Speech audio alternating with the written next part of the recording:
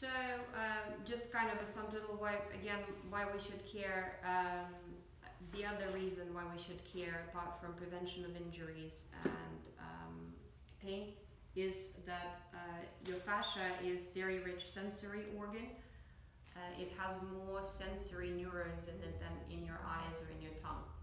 So it's been recently named as your second nervous system. And so your brain, which is also made out of fascia, by the way, is constantly listening to what your fascia has to say, the rest of your body has to say about where you're in space, what kind of load is put on you, temperature, texture, etc. So there is this idea that your sixth sense is, that's where it comes from, your fascial sense.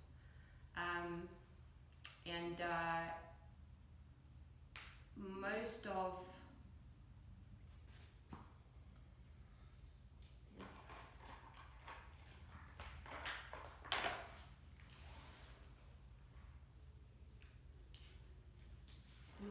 the emotion or trauma, whenever you experience, is stored in fascia. And how does that happen?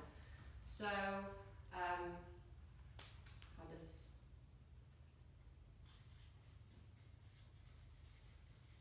So you experiment, you know, whether you're as a child or as an adult, but let's say, you know, in your younger years, you experiment with movement. And it can be to adapt to your environment or to whatever's happening. You experiment with movement when you had an accident, you experiment with movement after surgery, okay? And that creates, so experiment with movement, and it creates what we would call gesture. So it becomes kind of repetitive. So you kind of found, oh, this works. This doesn't cause me pain anymore, or I can avoid other people if I do this. And then gesture, because it provides you that level of support, it becomes a habit. And then a habit, when repeated many, many times, just like I showed you with this thing, if I do the same thing over and over and over and again, it becomes then posture.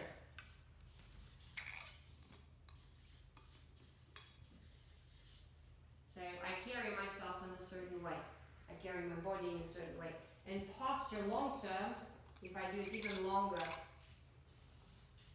becomes structure.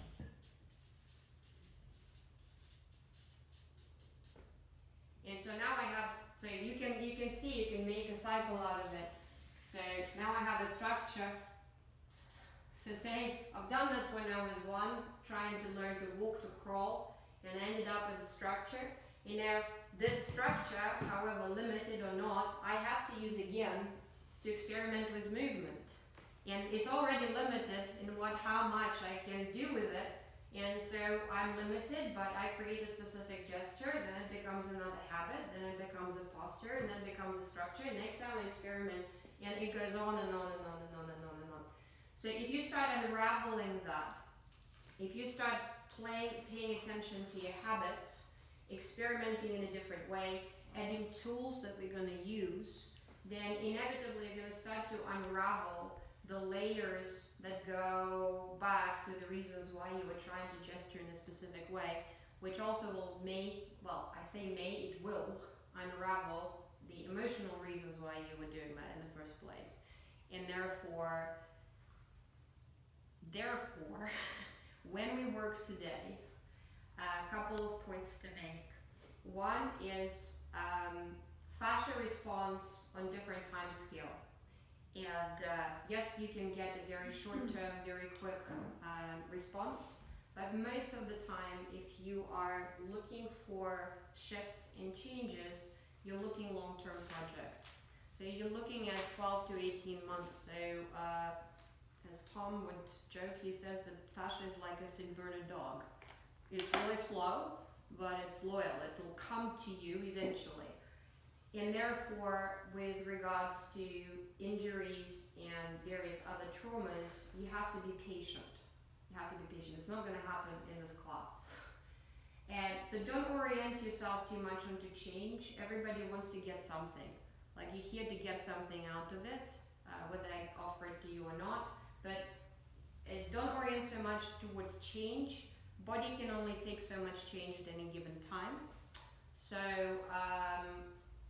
don't try to get somewhere. Aim more for exploration, awareness. Okay, and then really just I'll bring in mindfulness into this, but try to consider that because of long chains of transmission, where your pain may be is not necessarily where the problem is.